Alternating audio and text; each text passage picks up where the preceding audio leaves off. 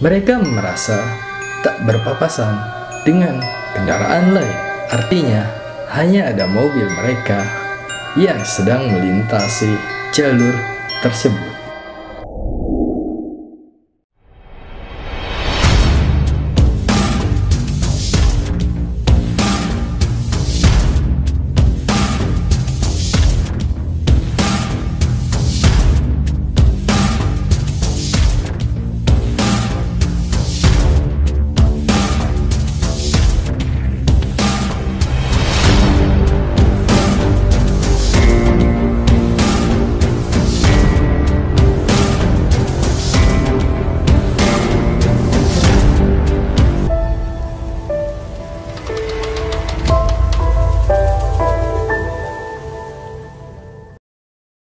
Kembali lagi bersama gua Apip di channel Barimen Story.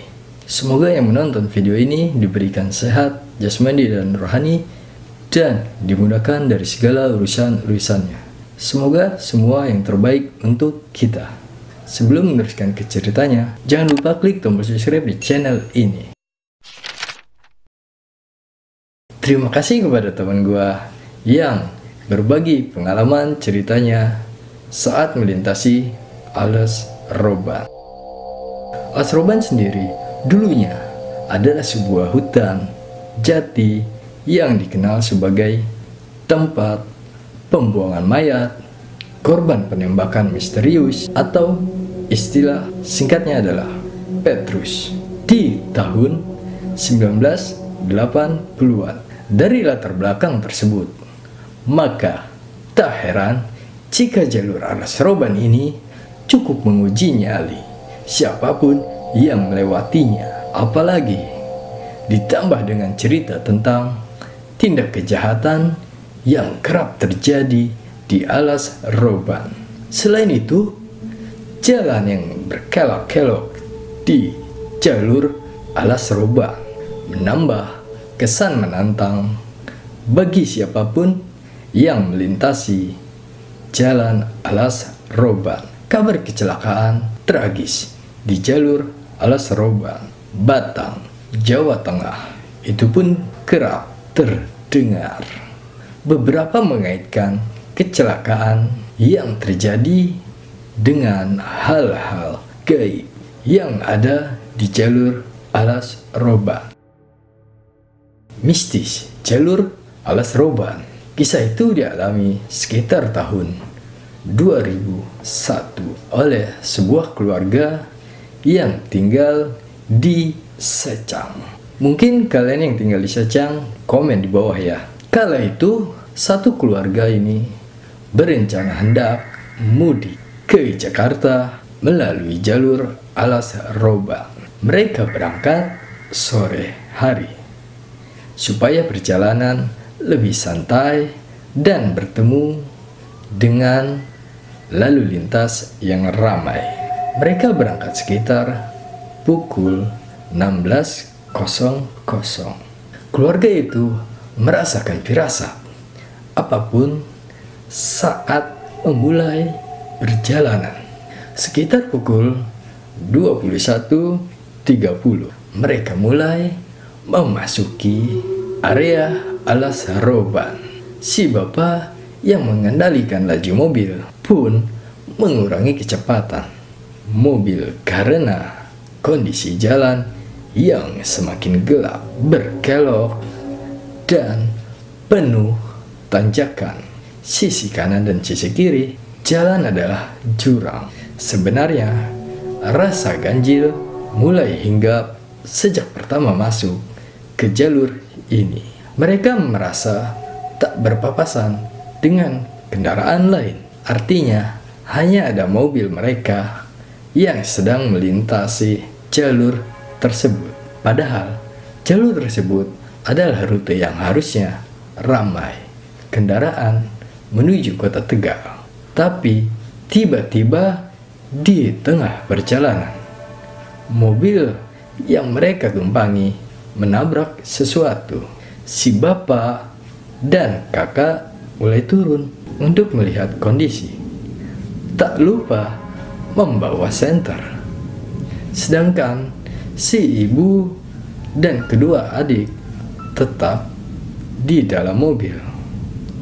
Anehnya, tak ada apapun yang tertabrak. Bekas berupa lecet ataupun lumpur yang menempel pun tak terlihat di sepanjang bodi mobil. Memeriksa kondisi mobil itu pun dilakukan berulang kali, tapi hasilnya masih sama. Heran sih pasti. Tapi perjalanan lantas dilanjutkan. Sekitar tengah malam, hujan mulai turun. Meski rintik-rintik, tapi cukup mengganggu pandangan pengendara.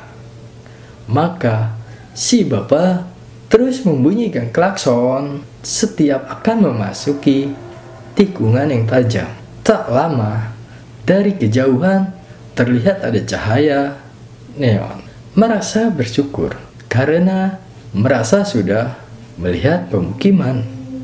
Tapi rupanya itu hanya sebuah warung makan pecel lele kecil yang berada di sudut tikungan di bawah pohon. Keluarga itu pun memutuskan singgah sebentar. Dipasang penandaan jalan yang tak sengaja menyandung kaki si kakak, tertera keterangan kilometer 15. Kok jam segini masih buka, Pak?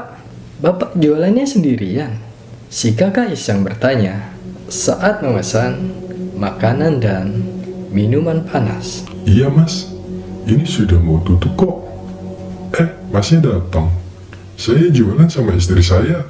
Itu istri saya mas, jawab si pedagang. Keberadaan istrinya yang ditunjuk itu mengherankan si bapak dan si kakak. Pasalnya, si istri itu berdiri di pintu, sedangkan saat mereka masuk, tak ada yang menyadari keberadaan si istri. Tapi hal itu tak terlalu dipikirkan. Setelah kenyang menyantap makanan yang rasanya cocok di lidah mereka, keluarga itu pun melanjutkan perjalanan lagi. Tapi saat masuk mobil untuk kedua kalinya, si kakak tersandung pasak penanda kilometer 15. Kondisi area Alas Roban masih hujan rintik-rintik, tapi tak menghalangi mereka untuk melanjutkan perjalanan. Kali ini lancar karena tak lama mereka keluar jalur dari Alas Roban dan menuju kota Tegal. Tapi perjalanan yang lancar itu terjawab saat keluarga tersebut kembali ke rumah mereka melalui jalur yang sama. Kali ini mereka memilih berangkat dari Jakarta pagi hari. Siang hari sekitar pukul 1, mobil keluarga tersebut memasuki jalur Alas Roban. Rasa lezat warung pecel lele itu belum terlupakan hingga mereka ingin singgah kembali. Tapi sayangnya warung tersebut buka sore menjelang malam. Si adik pun ingin buang air kecil. Karena jalur tersebut adalah hutan, maka si bapak menepikan mobil dan menyuruh adik buang air kecil mepet di mobil. Sembari menunggu adik menyelesaikan hajatnya, menikmati pemandangan Alas Roban adalah pilihan. Tak sengaja, kakak melihat pasak penanda kilometer 15. Ya, pasak itu adalah pasak yang sama saat perjalanan menuju Jakarta membuatnya tersandung. Masih ingat kan lu? Pas dia mau makan pecel lele, dia tersandung 2 kali. Oke, lanjut. Sudah pasti kaget. Posisi pasak itu rupanya persis di tepi jurang. Mereka masih ingat posisi warung pecel lele yang mereka singgahi itu berada sekira 3 meter di belakang pasak. Merasa aneh, kakak memanggil ibu dan bapak, lalu menunjukkan pasak dan lokasi warung. Setelah diamati tikungan tempat mereka berhenti, siang itu adalah tempat yang sama dengan malam mereka yang makan ayam goreng di pecel lele tersebut. Begitu pula pohon besar di tepi jalan, dan tentu pasak tertuliskan kilometer 15. 1 meter di belakang pasak itu adalah jurang yang sangat dalam. Hal itu membuat mereka sadar bahwa saat malam itu mereka makan di pinggir jalan, tepat melayang di atas jurang. Hal itu membuat mereka sadar bahwa saat malam itu mereka makan di pinggir jalan, tepat melayang di atas jurang. Tak ada hal yang bisa menjelaskan apa yang keluarga tersebut alami, selain pemikiran mereka bahwa warung pecel lele itu adalah warung gaib. Oke, untuk kalian yang pernah melewati jalur Alas Roban, apakah kalian pernah melihat pasak penanda kilometer 15? Komen di bawah. Oke, cerita pun selesai. Jangan lupa di like, dan yang belum subscribe, ayo subscribe ke channel ini. Gua Apip, terima kasih. Sampai jumpa di cerita mistis selanjutnya.